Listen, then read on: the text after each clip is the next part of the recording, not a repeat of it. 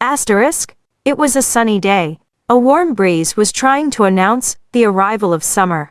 I was lying in a hammock among tall pines on the bank of a melodious river. Sidney Sheldon's Windmills of the Gods was open on my phone where it read, "Just remember, when someone has an accent, it means that he knows one more language than you do."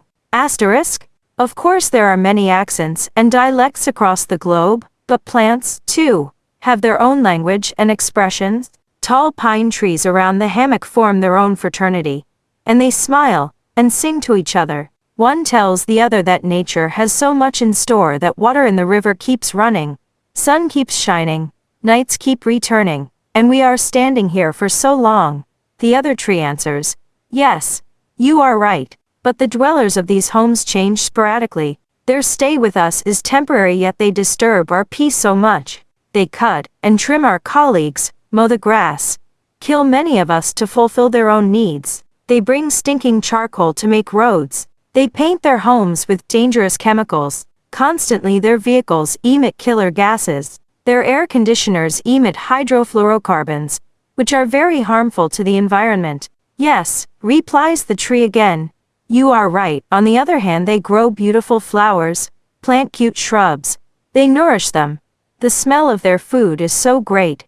They also provide us clean ground. They blow off fallen leaves, save us from diseases. Their contribution is rewarding as well." In the meantime, the river begins to add more music to their duet. What a mesmerizing sound the running water makes in the great company of pebbles. It has its own accent, and so too do the stones. I can hear birds singing to the tunes of them all. Squirrels came to dance, and a couple of turkeys are hitting their beaks hard against the ground as if adding a percussive sting. I simply stick to the rhythm of my breathing, realizing that a human sound, no matter how melodious it might be, can scare them.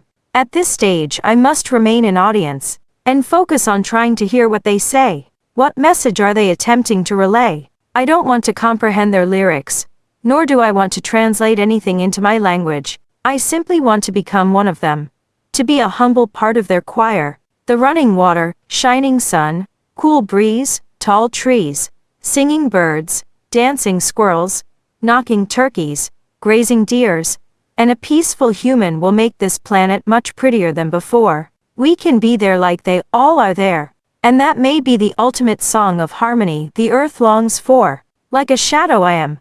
And I am not Rumi.